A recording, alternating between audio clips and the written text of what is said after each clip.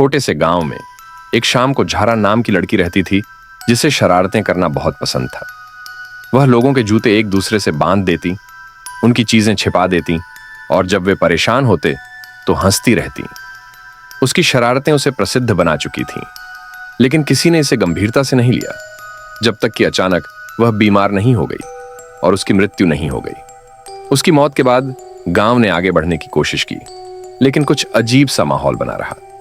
लोगों ने झारा की हंसी सुनी, धीमी और दूर, जैसे हवा में बह रही हो।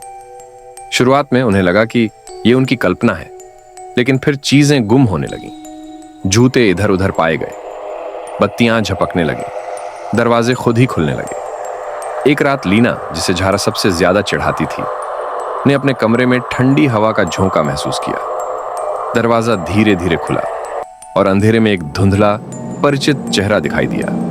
वो झारा थी, अपनी शरारती मुस्कान के साथ। लीना डर के मारे जमी रही, उसका दिल तेजी से धड़कने लगा। झारा की आवाज गूंजी, याद आई। लीना चिल्लाना चाहती थी, लेकिन वह ऐसा नहीं कर पाई।